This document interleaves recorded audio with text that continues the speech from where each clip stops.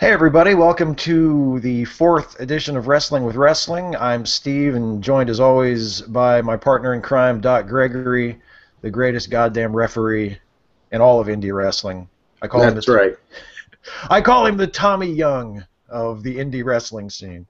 Um, we're going into this cold, Doc. We haven't really talked about wrestling since the last time we did this. So we've got Raw from last night to talk about. We've got Elimination Chamber sort Mhm. of starting to take shape, plus WrestleMania beyond that. And then over all of that, it seems like we've been talking about Daniel Bryan so much.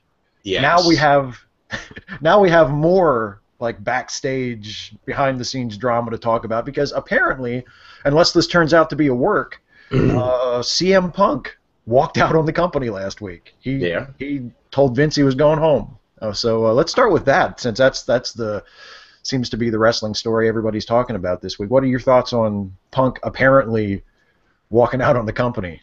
Well, I mean, I've done my research online, and I can honestly say, just right now, WWE is kind of perturbed because things have leaked out a bit. Um, the CM Punk thing, I'm going with work. It's a work.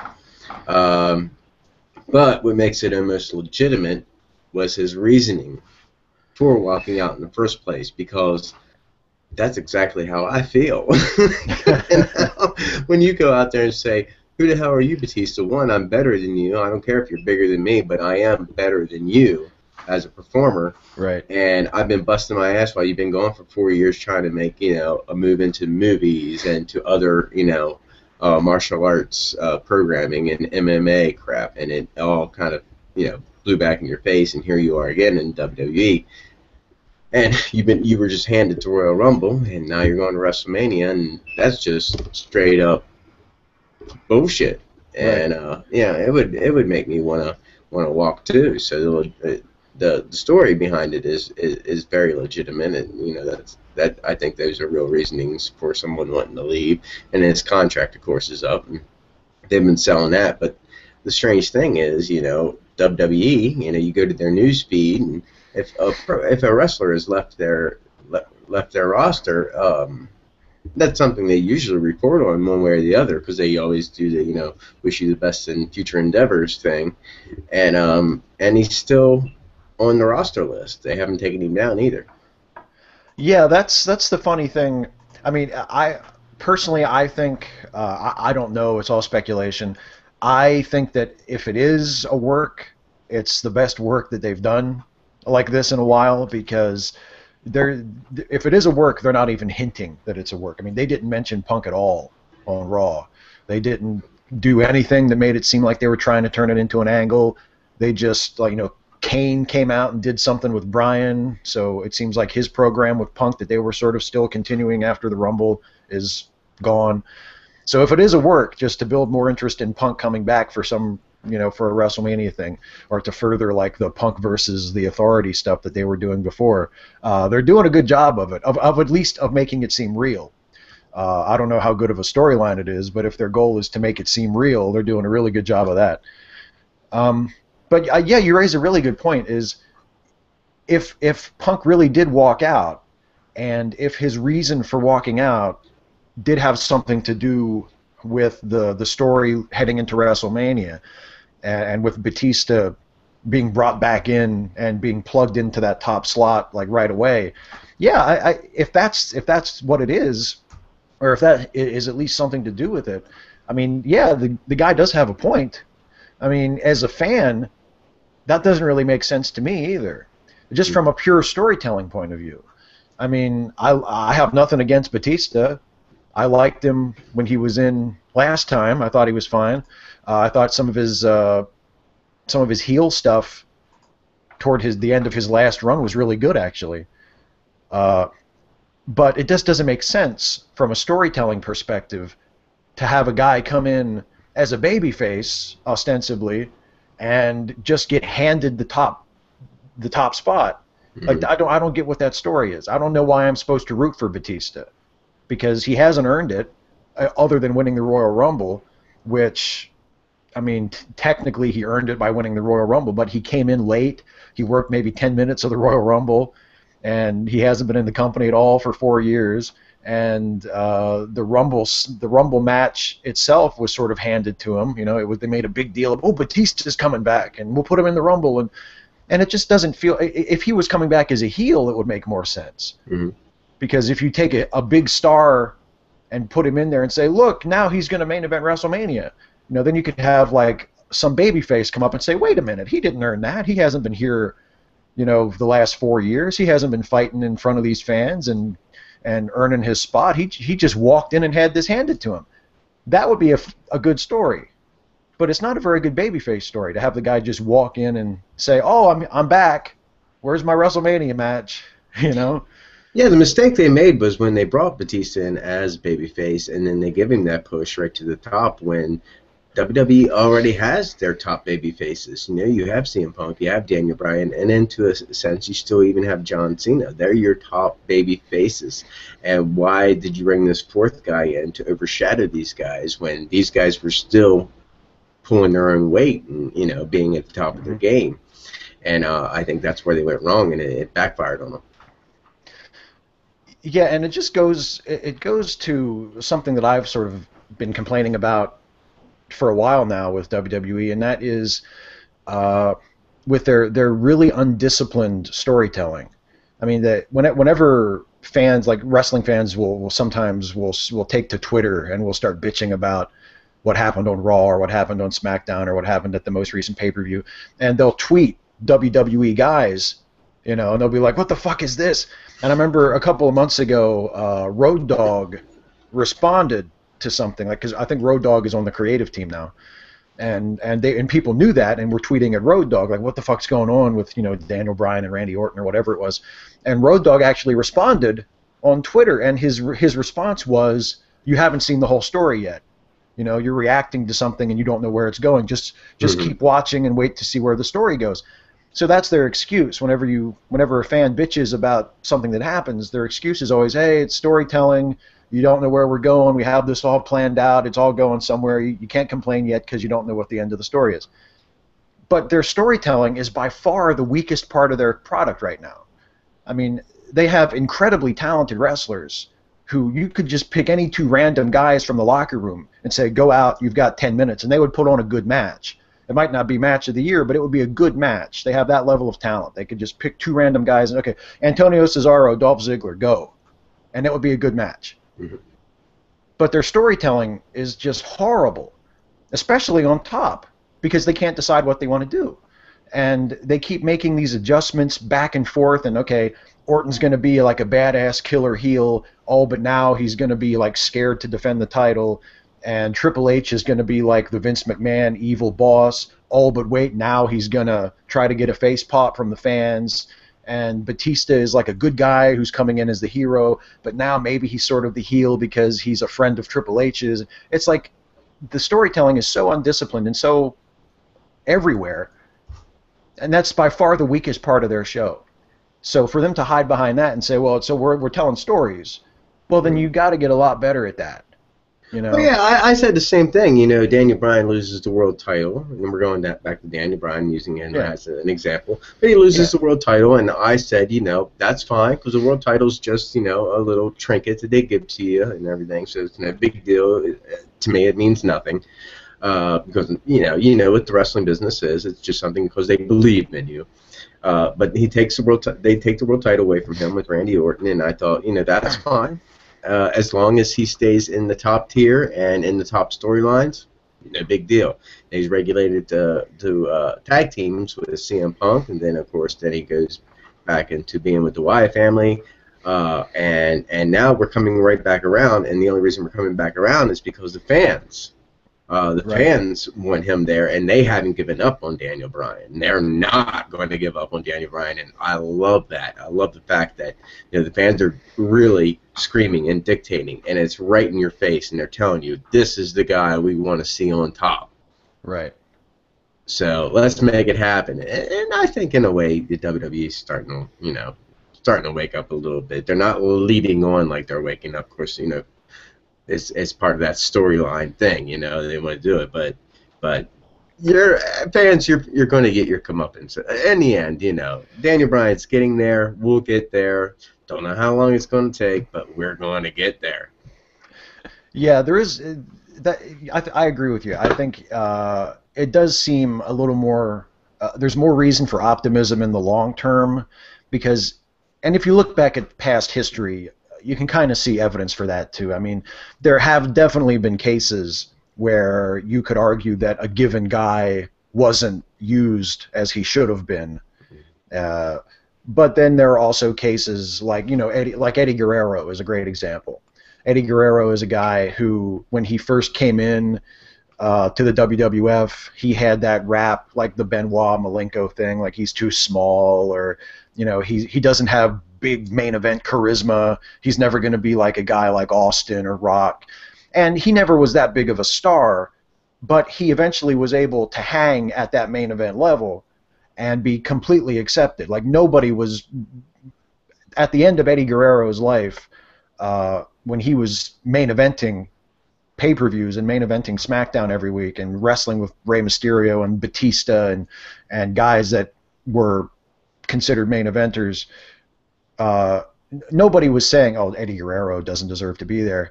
And nobody was saying, well, I wish they would do something with Eddie Guerrero. Like, eventually they got around to the fact that this guy is so good, not just at the in-ring stuff, but at everything, that we have to push him. We have to push this guy.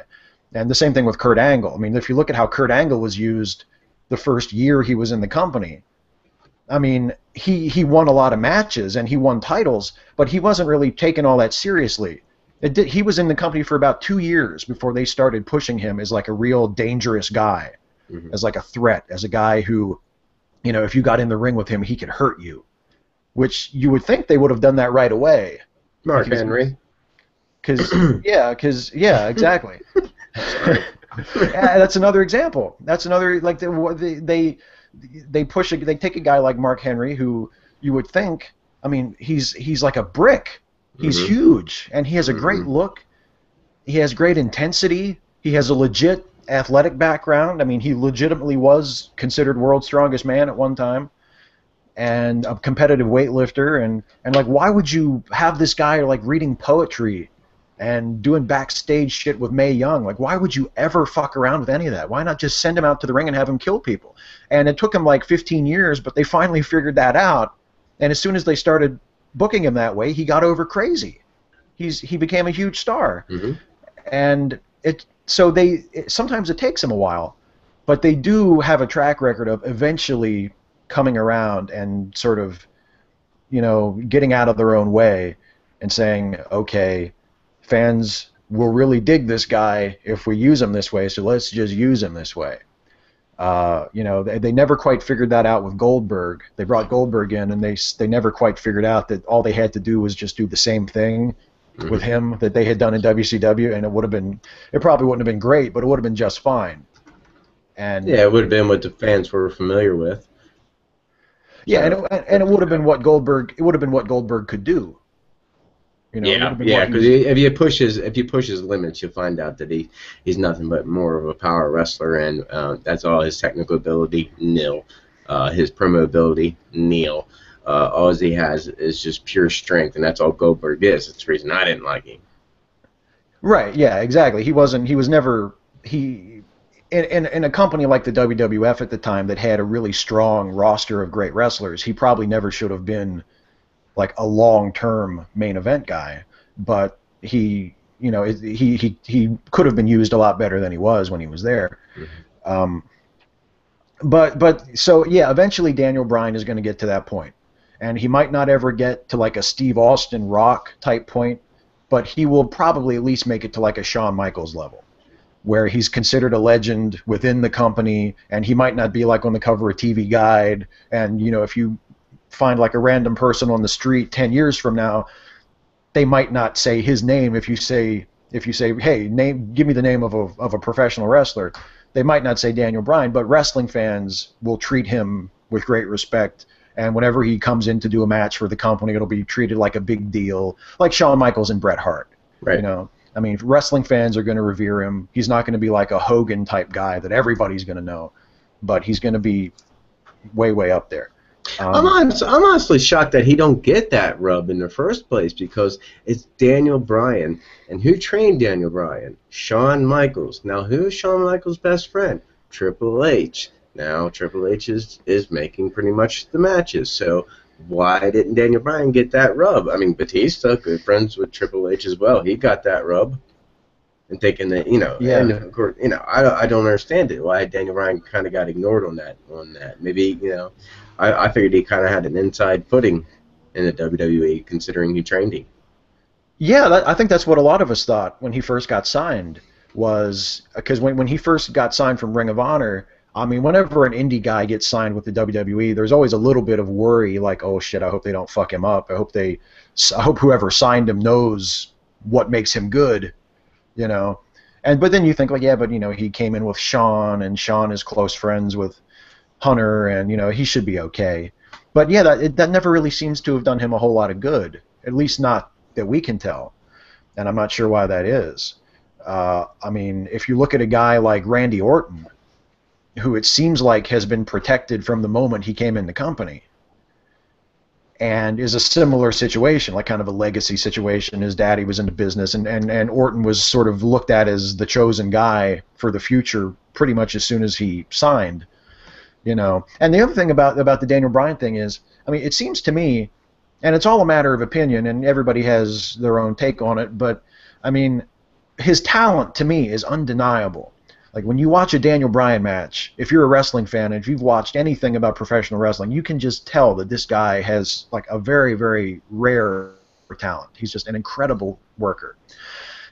And yet, whenever they do backstage interviews about or behind the scenes documentaries, everybody always talks about how great Randy Orton is within the company. Like I've heard Arn Anderson, who I respect tremendously. Arn Anderson has said such glowing things about Randy Orton, about what a special once in a lifetime talent Randy Orton is. And Randy Orton is great. Like I'll take nothing away from Orton. I think he's a tremendous wrestler. He's a great heel. Mm-hmm. And you put him in the ring with someone like Bryan, and he can give you an amazing match. But I just don't get that level of greatness from Orton. Like I maybe because I'm not a wrestler, I've never been in the business. I maybe Arn Anderson sees something that I just can't see. But I don't see that level of greatness with Randy Orton. Whereas when I look at Daniel Bryan, I see a guy like who is in the same class as a guy like Eddie Guerrero or a guy like Shawn Michaels or a guy like the Dynamite Kid, like one of the absolute just as good as it gets. Like you look at Daniel Bryan when he's on his game in the ring, and it just doesn't get any better than that. And it's like, how can the company not see this guy and see that he's that good, and then see the reaction he gets from the crowd and think, man, we could print money off of this guy? It's just hard to fathom, Well, Randy Orton's fallen into that mold of the WWE where, you only do what works and you do all your patented moves and you mug to the camera and you do all that stuff. It's all a big part of the show because, the WWE to professional wrestling, they're the ice capades. They're not ice skating, they're the ice capades. That's where you go to watch people skate and they entertain the shit out of you. Independent wrestling, of course, you want to see really good, old school, the way wrestling should be. That right there is where it is. Randy Orton has fallen into the mold, and slowly but surely, so is Daniel Bryan. And if he wants to be on top at the WWE, that is what he's got to do because that's just their model. You got to do all your catchphrases, and you got one.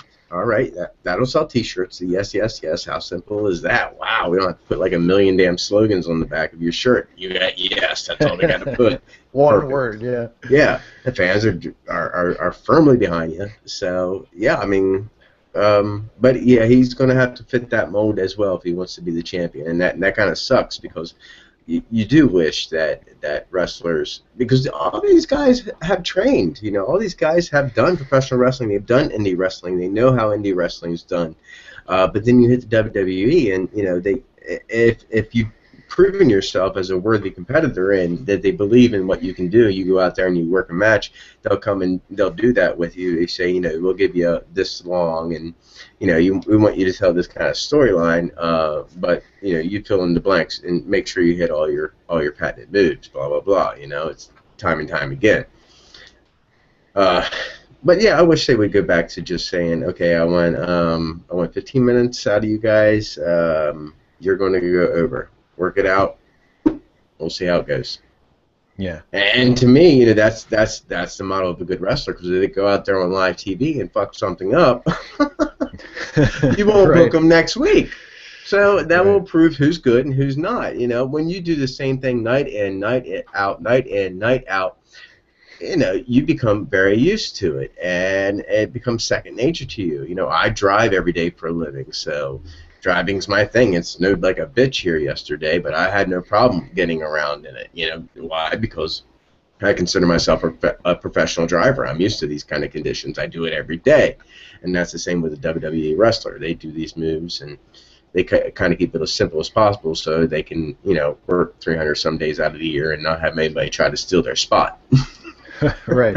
Well, and I think one of the reasons why they do it, why WWE does it the way they do it, and they want the guys all working a very particular style of match, and they don't want to give them a whole lot of room to improvise. And I get the impression that, with the exception of a few like tippy top main event guys, most of the matches are laid out for them.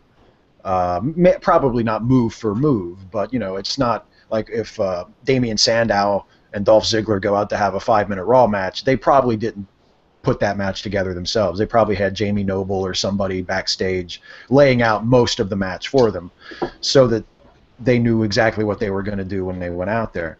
And the same thing with the promos, where they script people's promos for them. And I think the logic behind that from the company's standpoint is, well, it'll be good in the short term, because if you take a guy like, say, Kofi Kingston, who has some charisma and definitely has some talent, but might not be the best talker in the world, and you just give him some lines to read, eventually he'll get good enough at that in the short term he'll be able to go out and cut an okay promo. But the problem with that is then he'll never get any better than that.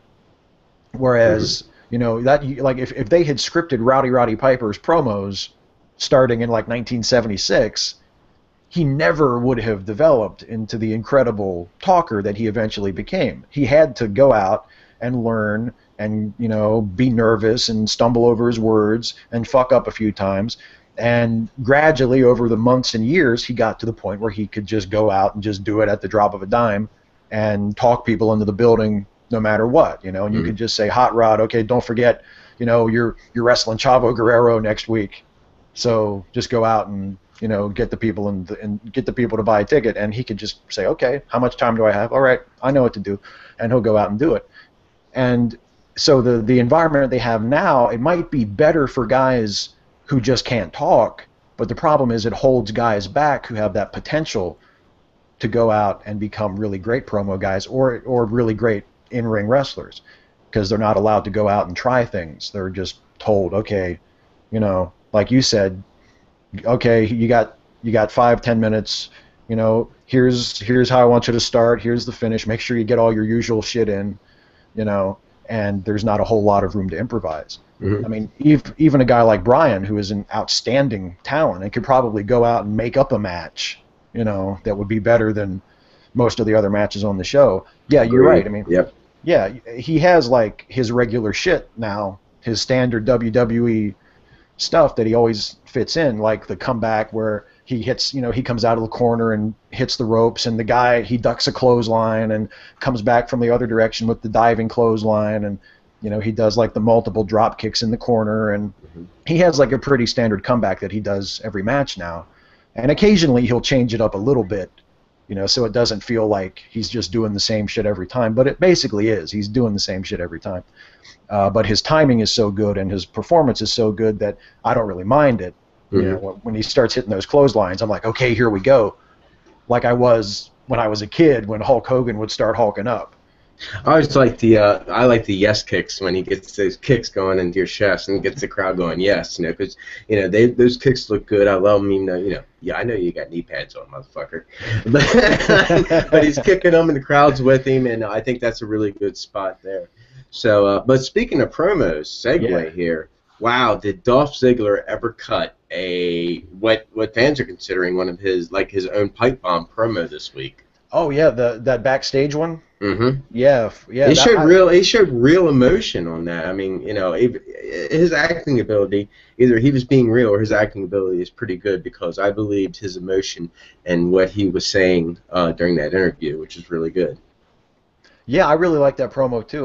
The only complaint I would make, and it's nothing against Dolph at all, because I think he did a fine job. It's that he's not working with anybody. Mm-hmm. You know, Yeah, like he lost again just recently. He's on a yeah. losing streak right now, but that might be part of the storyline. Well, I mean, I hope they have something planned for him. I'm a little tired of the losing streak storyline though. Like it seems like they do that with a couple of guys every year, Mm-hmm. where they decide that they're going to try to get somebody over by having them lose every week. I don't know. I don't know why they think that works, but like they did it with Sheamus, they did it with Bryan, they've done it with Ziggler before. I Mm-hmm. guess maybe they're doing it with Ziggler again. They did it with Sandow this year or this past year. It's like I don't know what the logic is of, oh, I know how to get people behind him. We'll just have him lose every week. Mm-hmm. I mean, I know there's a certain logic behind cooling a guy down and then heating him back up. I mean, they've done that with guys for years, but this is a little different. Like when they wanted to cool, let's say like in the '80s, they have Ric Flair and Dusty Rhodes, let's just say, would have like a really hot feud that would last for like 6 months.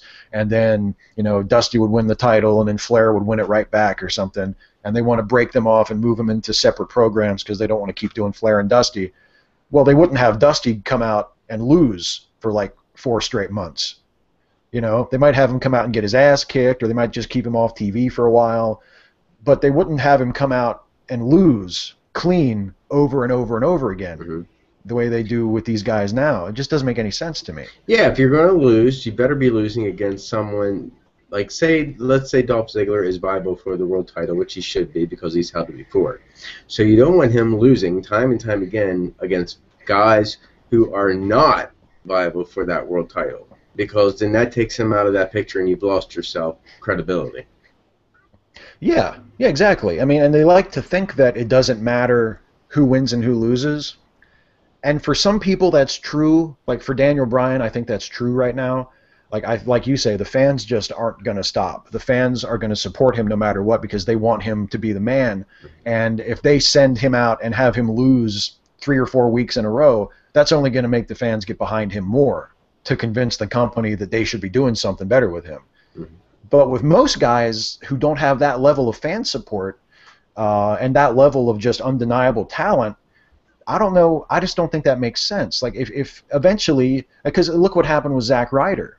I mean, Zack Ryder had gotten himself over with his YouTube channel, had people chanting "We want Ryder" in the arenas, and that lasted for a while. But eventually, they just jobbed him out so much and made him look like enough of a useless, just ordinary guy that people just lost interest. And unless you have a guy like Bryan who has just this undeniable charisma, who will just stay over no matter what because the people love him that much, it doesn't make sense to me to say like, oh, I know how we'll get him to cheer for Cody Rhodes. Let's have him go out and lose like over and over and over and over again. I just don't see how that makes any sense. But speaking of people getting renewed pushes, I guess. It seems like they're starting to do for Antonio Cesaro sort of what they did for Jack Swagger last year. Yeah, you're seeing that. I feel bad for Jack because Jack is a guy that I've kind of stood behind from the very beginning. I liked his physique, and I liked the way he cut promos. I loved the way he wrestled. I thought he was a pretty good package, and the WWE saw that too. But of course, he gets himself into a little trouble, and we haven't really seen the same of him since. But Antonio, yeah, he's getting ready to have that push because Jack just lost his match this past Saturday again. And, that's probably going to not fit well with the real Americans. Zeb Coulter's going to get up in his face because he's already slapped him. And I'm looking for Jack to turn against him. Jack becomes the good guy here in this fight. Antonio stays the heel. That's interesting. Yeah, I mean that seems like that's the clear way to go, because it seems like whenever Zeb gets pissed off, it's always directed at Jack the last couple of weeks, and that does seem, to point toward him doing the turn. Um, there's a part of me, a really optimistic, naive part, and I know this is probably not going to happen, but I think if somebody like if somebody on the WWE creative team could get Vince or Triple H drunk enough to agree to it, they could do something like, because they have to have a program ready for whoever's the champion after WrestleMania, because the last couple of years WrestleMania has sort of been a period at the end of a sentence, at least for the top guys. So whoever wins at WrestleMania is going to have to immediately transition into another program. And if history is any guide, that program probably won't last real long. It'll probably be a month or two, like Cena and Ryback last year. It won't be like some epic feud. Wouldn't it be cool? And again, I don't think this would ever actually happen, although if it did, it would fucking thrill me to death. Wouldn't it be cool if Bryan gets out of WrestleMania with the belt, and then for his, April and May feud, we get Bryan versus Antonio Cesaro? How cool would that be? To let those guys have a couple of pay-per-views and just give them 20 minutes and just say, go tear the house down. Yeah, I honestly couldn't tell you that. I mean, I couldn't tell you who would be the victor in that feud, because I'm firmly behind both guys' ability to perform and to have an A+ match out there. I love Antonio Cesaro. Me too. It really would be tough. I couldn't call that. I mean, and that feud, I would imagine I would probably, because I couldn't decide which one I could favor, I would probably just go with majority rules, which would be with the fans. Right. But I mean, what a match, I mean, because and Cesaro is another guy I would put. I don't know if I like him quite as much as I like Bryan in the ring, but he's damn close. I mean, he's another guy who, like, you could just point at him and say, you're working with so and so tonight, there you go, and they could have like a 5-minute huddle before they go out to the ring and go out and fucking have the match of the night. I mean, he is such a great wrestler. And a good talker too. I mean, one of the things that I don't really like about him being with Zeb is that he doesn't get to talk. Mm-hmm. And when you see him in NXT, and Zeb usually isn't with him when he's in NXT, and he actually gets to cut promos. He's good. He's not like The Rock. He doesn't throw catchphrases around. He has an accent. He's not like the typical modern day like WWE talker type guy. But man, he can cut a great promo, and he has great instincts and great timing. Like even when he doesn't say very much. Like I was watching NXT last week when Sami Zayn challenged him to a match, and Sami Zayn's another guy who's an outstanding talker, just amazing, effortless. I mean, just goes out and sounds like he means every word he says, and just incredible. But Sami Zayn challenges Antonio to a match, and Cesaro is in the ring, and Sami's up on the stage at the NXT arena, and Cesaro kind of looks at him and then gets out of the ring and walks very deliberately up the ramp, looking at him the whole time, and kind of stands there a few feet away and looks him up and down, and then just reaches out and takes the microphone, and the fans are going crazy because they want to see the match, and Cesaro just looks at Sami, gives it another second for a pause, and then just goes, "No." Drops the mic and just walks backstage. And he did such a good job of just making that one word count, where you can tell they didn't have him say no because they didn't trust that he could talk. He knew how to sell it and how to make it count. I mean, he's a much better talker than they've allowed him to show for a while now. And I would love to see him get a run as a top guy, even if it wasn't with Bryan, even if they turned him babyface and had him fight Orton or something. I mean, he's good enough to work with anybody, and I would love to see him get a run on top. Well, let's talk about Raw a little bit and what happened this week. I mean, you saw probably my Facebook post about the opening match. Of course, we know that Randy Orton came out and did his blah, blah, blah. I'm the best, I'm the champion, and I disrespect the authority, and it's not fair that you're giving me all these matches, and I have to face all of my 5 competitors in the Elimination Chamber over the next couple of weeks until the show. It's blah, blah, and then they give him Daniel Bryan, which, of course, that was a hell of a match at the end of the night there, Randy Orton and Daniel Bryan. First match of the night, of course, was The Shield versus Intercontinental Champion Biggie Langston, Rey Mysterio, and Kofi Kingston. Of course, it was a good six-man tag. A lot of stuff goes on during the six-man tag, and we saw that in the end, Dean Ambrose tagged himself in on Roman Reigns and was able to score the victory. Of course, this got Dean Ambrose and Roman Reigns up in each other's face because, Roman was like, I had this. Why did you tag yourself in? I had it. Dean's like, feeling like he's the leader of the Shield, and of course Seth Rollins is there to mediate the whole thing and try to get in between them, which is a bad position for Seth Rollins to be in at this point. And I had posted that because anybody that knows who Seth Rollins is has seen his reign in Ring of Honor as Tyler Black and has followed his career in his independent days. You know that he's better than being regulated to mid-card status once this whole storyline plays out. And I think it will probably play out in the Elimination Chamber where it comes to a head when they have to face up against the Wyatt family, because honestly, it's unprecedented that you have two heel factors going against each other in the cage.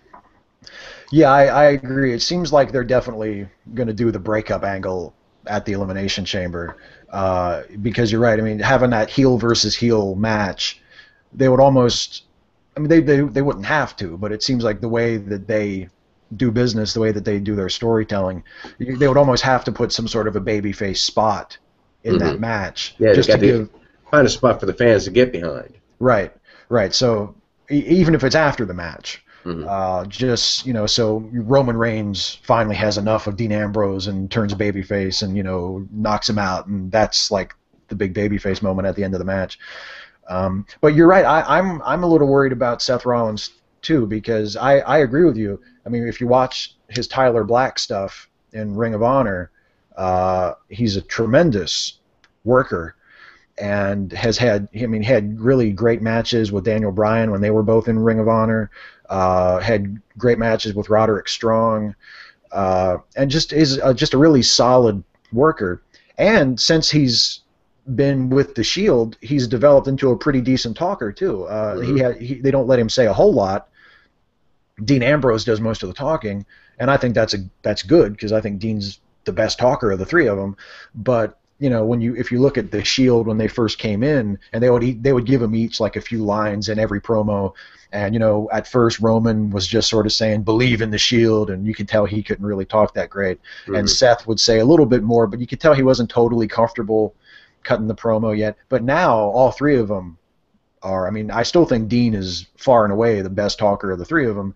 But the other two have really come a long way. And when they cut those backstage promos with when they're doing the handheld camera, I mean, all three of them are just on and have this Shield gimmick nailed down. And when Seth Rollins talks to the camera, he has confidence, and he feels like he means what he's saying, and he's not nervous, and he's not worried about fucking up his lines. He's just good.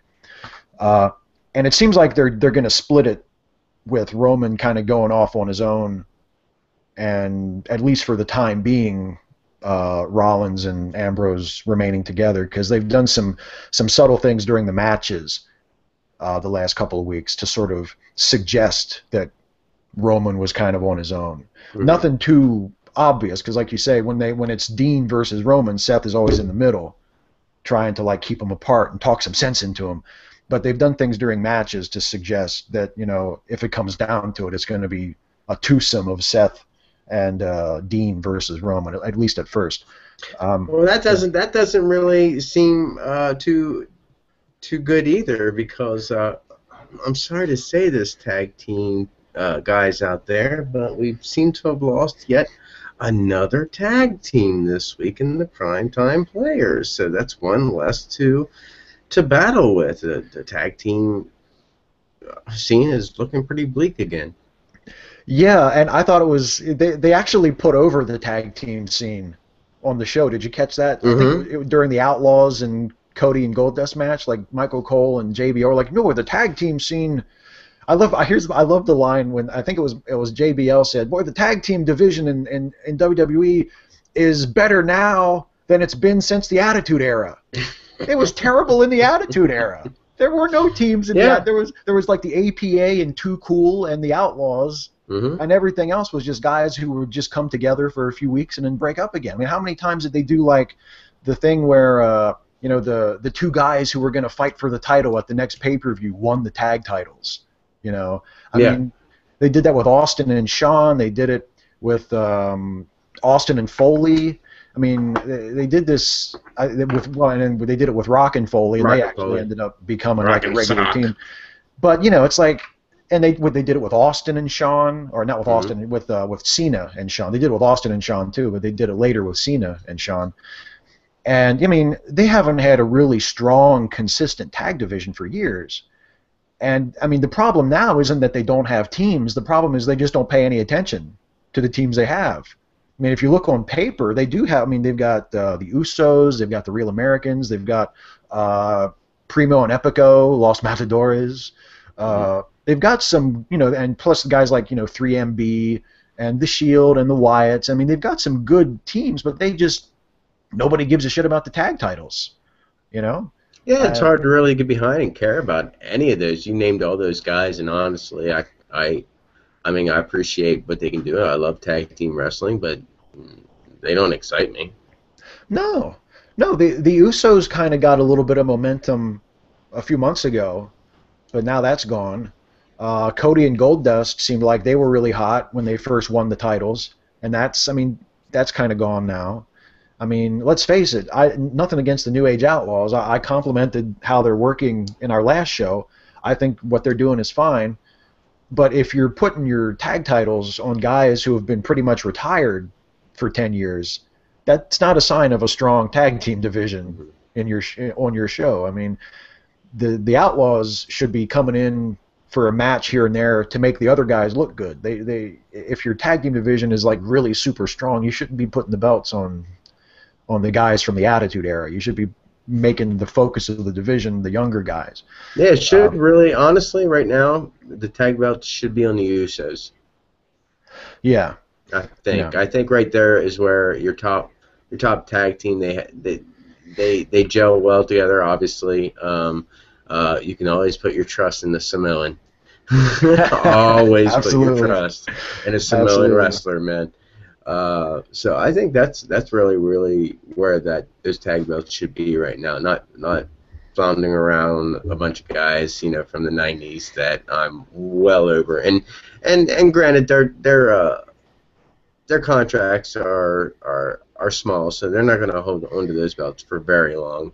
And we have more teams splitting up. Real Americans, like I said, that's not going to last much longer, and the Shield's going to implode. It's just I think 2014 is not really going to be a good year for tag team wrestling, but we'll see. WWE surprises you. You never know. I mean, even if they do have a tag team scene, it's not going to be very relevant. Yeah, they don't really seem to pay much attention. Even when they do have a lot of teams, it's like, oh yeah, Goldust and Cody. I mean, even with Goldust and Cody, the story with them was getting their jobs back. I mean, winning the tag titles was almost after the fact. The big match for them was that first one where they beat the Shield and got their jobs back. And then when they had the match for the titles, it was just sort of like, well, they're really hot right now. Let's put the titles on them. And then they didn't really have a plan after that, other than let's just have them keep wrestling the Shield, But and again, I guess obviously they're building up to Cody and Goldust having a singles match, probably at WrestleMania. So, and that's another tag team. It's been in the rumor mill, yeah. That's been in the rumor mill for quite some time. Goldust has been pushing that, so it's hard to say at this point. We're closing on WrestleMania pretty quick, and I haven't seen any kind of turn in the brothers yet. So it could come quickly, and I would think that I'd rather see Cody Rhodes as the heel.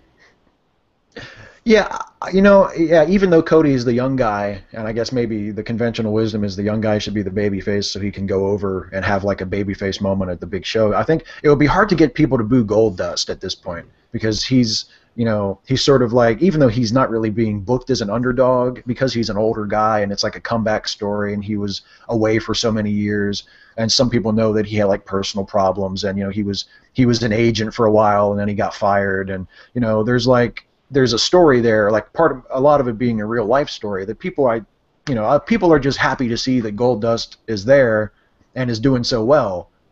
And it would be hard to get people to turn on him and boo him because of that. Whereas, Cody has shown before that he can do a good heel act. And, I think you're right. I mean, if you want to go by who's better suited for their role at this point, it would probably be better to have Cody be the heel. Maybe Goldust is sort of like the older, more sensible brother, and he kind of says, Cody, you shouldn't be doing moonsaults blind off the top of cages in title matches. What are you doing? We're family. We're family. They could do a Dusty on a pole match where whoever wins gets Dusty. Or have Dusty suspended above the ring in a little cage. But the next match on Raw, of course, was we saw Jack Swagger. We just talked about him take another brutal defeat by the hands of the returning Christian, which is he's in the Elimination Chamber too. I don't get it. To me, if you're out of wrestling and you come back over any length of time, it's almost like a restart. I don't get that. You don't just pick up where you left off. Yeah, well, I see. I like Christian, but I feel exactly the same way because it makes it hard to get behind the guy. Mm-hmm. And they did the same thing with Swagger, and I like Jack Swagger too. But when they brought Swagger back last year with Zeb, and like they put him in the Elimination Chamber like a week before the match, and then he won, and then all of a sudden he's facing Alberto for the world title at Mania, and it's like he just got back. Like, I don't even know why I'm supposed to care about him. He hasn't worked very much. Like, it's hard to get behind it, whether he's a heel or a babyface. And it's the problem with the Batista thing. It's like, okay, cool, Batista's back. Let me get used to him a little bit first. Like you're throwing him right into the main event of the biggest show of the year. He just got back. And it's hard to get behind a guy like that. And that's with Christian. It's like. Nothing against Christian, he's a good worker, and I like him. He seems like a good guy. He seems like he deserves his success. He can have a good match with just about anybody, but he keeps getting injured and leaving for like 6 months, and then they bring him back and they make a big deal about it when he comes back, and then like a month later, either he gets hurt again and he's gone, or he's still around, but they just don't give a fuck about him anymore.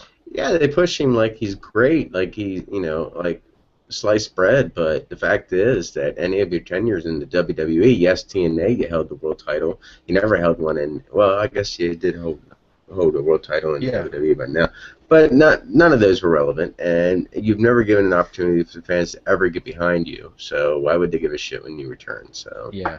Well, it's one of those things like they've done with Dolph Ziggler too, where they put the world title on him, but they never treat him like a top guy. Mm-hmm.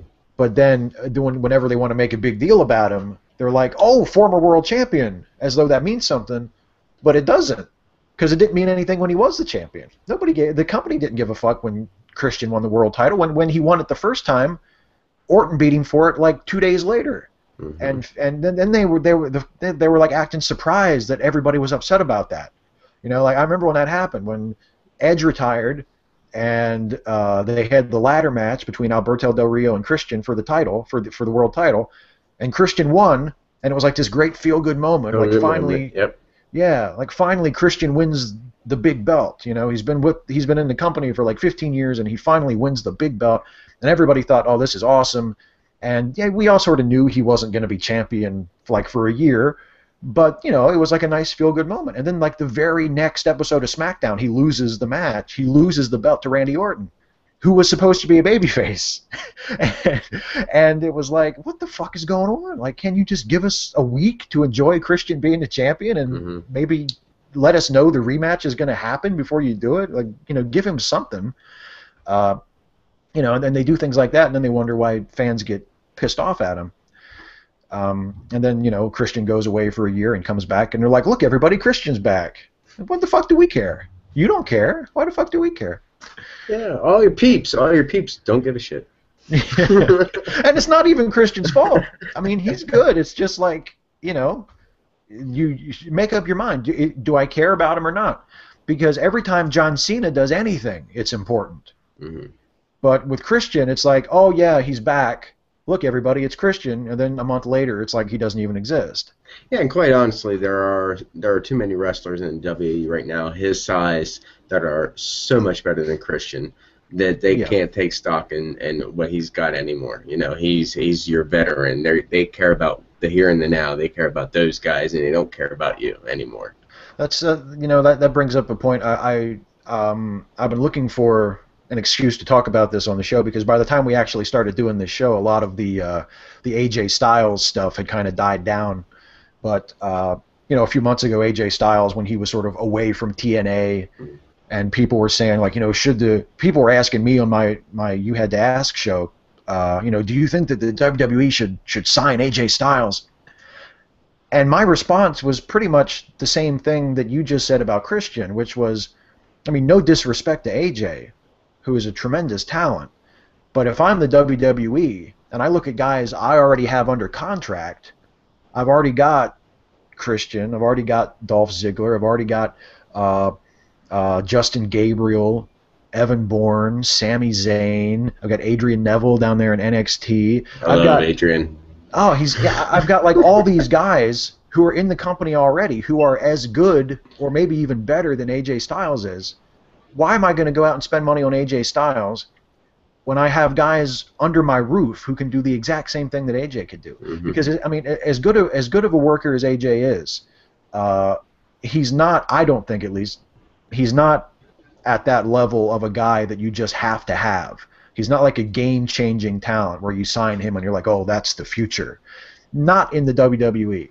Maybe in TNA, not in WWE, where you can go out and sign anybody you want, and they have a roster already that is just packed. This is how much I thought the WWE thought of AJ Styles, and I may get this wrong with the Diva, but they cared enough about AJ Styles to give, was it Michelle McCool, your finisher? I'm not sure. Yes. One of the Divas had your finisher, AJ the Styles clash. How much he cared about you. Yeah. Yeah, and it's, I mean, you don't need AJ Styles. I think, yeah, he's a great performer and everything. His promos in WWE, it wouldn't work because his promos are not good enough. I agree. Yeah, I agree. And he's actually improved on that a lot. Mm-hmm. But yeah, you're right. I mean, he's just not. He's not good enough to the level where they would absolutely have to sign him. And if they did sign him, they already have 20 other guys that they could use in exactly the same. He'd end up getting thrown into a tag team, or jobbed out on house shows and eventually just released at the end of his contract. I mean, where is Gabriel? He still shows up in NXT every once in a while, but I'm not sure what he's doing. Oh my! I wish he was on more because I really like him. Yeah, I do too. I do too. Yeah, but he for a while they were using him in NXT a lot, but he hasn't even been on NXT for a while. I'm not sure if he's hurt or if they're just keeping him off TV or something. I have no idea. But yeah, I really like him too. Let's talk a little bit about, because I know you're a big Alberto Del Rio fan. What did you think of the angle with Alberto and Batista? I guess they're going to do those two at Elimination Chamber. Anybody that right now goes up against Batista is all right by me. Simply because of the reasonings I've listed before. He's just a power wrestler and everything. I don't really think his promos are that good, and I absolutely cannot stand that tattoo around your belly button. It drives me nuts. Oh my God, it's so girly, you girly man. But he came down there, and of course they got to make Batista look strong in the end of it. It gets right up in Batista's face and gives him the what for, and I like that. I like Alberto for being able to do that. He has never shown to me fear of speaking his mind right into the face of who he needs to say it to. And I like that about him. It shows that he's a strong heel, Ric Flair was like that, It's like he got something to say to you. Boy, he's going to say it right to your face. Woo! Yeah. That's the way he was. And I like Alberto, Yeah. Yeah, I like Alberto too. Right now his heat has calmed down a little bit. You know, his flame's not quite as hot, which is okay. I just he don't need to hold a belt or anything like that. I do like it when he cuts some promos, just keep it short. But it's really his in-ring ability that I'm very fond of. You know, because I've watched him back in Mexico when he wrestled.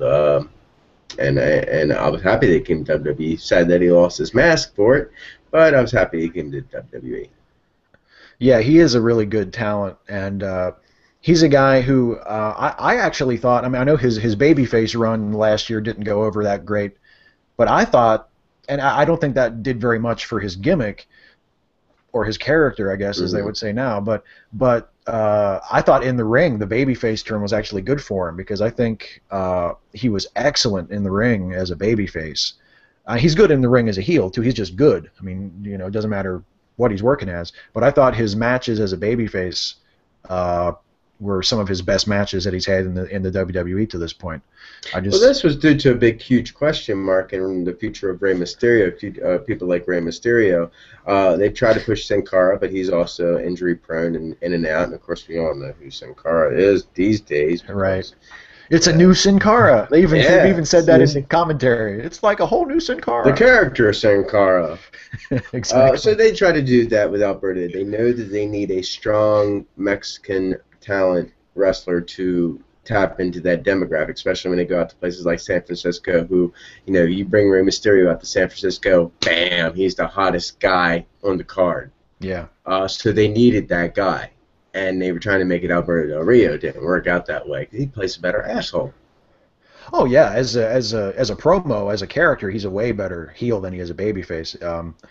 But I know it's helped him because I think a lot of the stuff he did as a babyface, he still does as a heel now. Like the kicks, that kick that he does where the guy's on his knees and he just gives him like a straight side kick, like almost like a super kick, except that the guy's on the mat instead of standing up. That's a great spot, and he still does that. And he never really did that until he was a babyface. And you know, the signaling to the crowd when he's ready to put on the arm breaker, the C. He still does that even though he's a heel. And, you know, really, when I was watching the stuff with Batista from Raw last night, I know Batista's, I guess they're still going with Batista as a babyface. But really, if you look at the situation, Alberto really should be the good guy here because he's the one who has a point. I mean, Batista did just come back and take the spotlight, whereas Alberto has been here the whole time busting his ass. And that's pretty much the source of their beef, is Alberto got pissed off and you were supposed to think like, well, he got jealous because Batista got all the attention because he's a heel and he wants all the attention. But he kind of has a point. You know, like if you go by the real life situation, we pretend that this is really happening and it's not just a wrestling show. Alberto kind of has a point. Batista did just kind of walk in and have the top spot handed to him. Yep. You know, so even he's a heel, we should boo him. But I mean, you know, that was kind of the problem the last time they tried to do when they did Triple H and Brock was the heel and Triple H was supposed to be the babyface. But there's no reason to cheer for Triple H. You know, it's like why shouldn't I cheer for Brock? I mean, yeah, he's a killer, but that's who he's always been. You know, like why should I cheer for Triple H? I don't give a fuck about Triple H. You know? He has a tendency to be a dick. Yeah, so you know, it's like that's important. It's important to give it's not you have to give people a reason to boo the bad guys, but you also have to give them a reason to cheer the good guys. You can't just say, you know, he's going to fight this bad guy and expect people to give a shit. You know, you have to give him a reason to think, oh, he's my hero. I want to see him beat that guy's ass. And they're not as good at that as they might be. Well, we're running out of time here, but it looks like we're going to get, in addition to the Chamber match, we're going to get Batista versus Alberto at the Elimination Chamber. And for now, it looks like CM Punk is just sitting home. I don't know if that's a work or if that's a shoot. Only time will tell. I really don't know. I mean, honestly, I've read my reports thinking, and my opinion. This is my opinion, and it's not actually fact. It's just my opinion.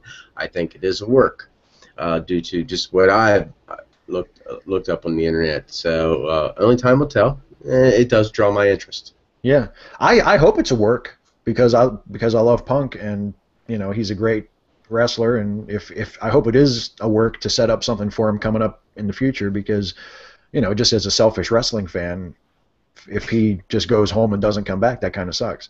Mhm. One rumor I did hear, and again, like you say, this is just opinion. This isn't fact at all. I have no idea if this is true or not. But one rumor I read on the internet was that one of the reasons that Punk left, maybe not the straw that broke the camel's back, but one of the reasons he was unhappy was that he wanted to wrestle Steve Austin at Mania this year.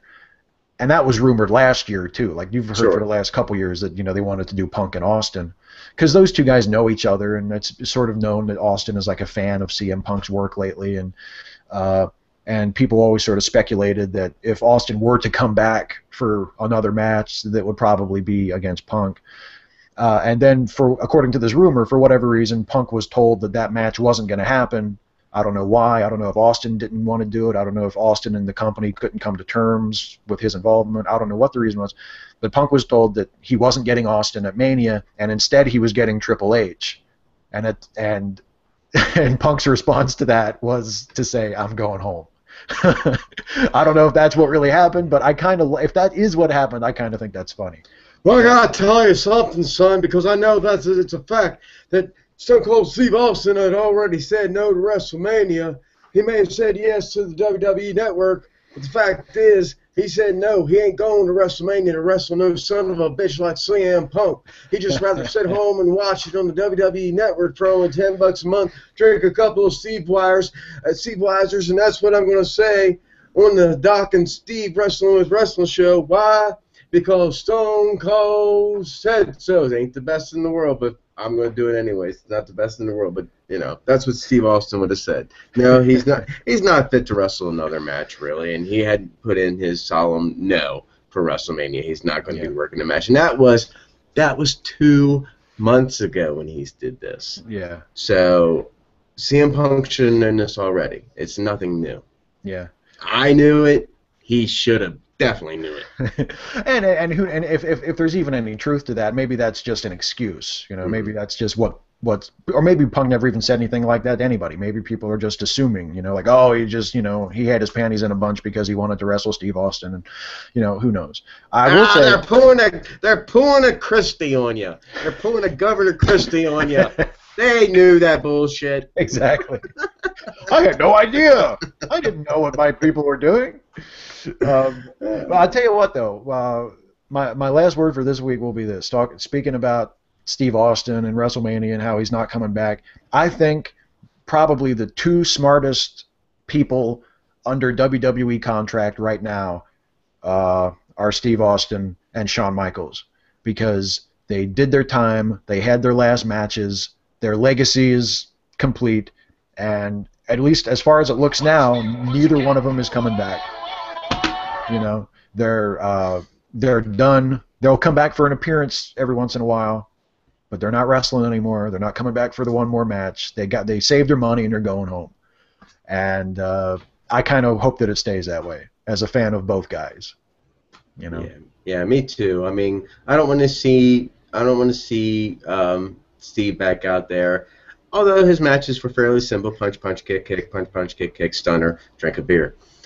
Shawn Michaels is a little bit more elaborate than that, so I don't want to see him go at all. Plus, I don't respect Shawn Michaels as much as I used to back in the day when I wanted to emulate him in the business. But you are absolutely right. The fact that they have kind of stuck to their guns, and they make a few appearances with WWE. They're still under like a Legends contract. I think that's a smart move. They're doing the right thing. They're leaving the spotlight open for these future stars, and hats off to them for doing that.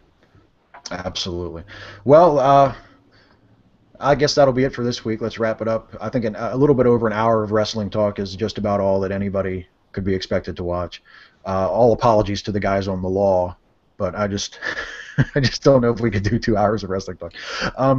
So I'm going to wrap it up for another week. Thank you, everybody, for watching. Doc, as always, thank you so much for joining me. Thank you.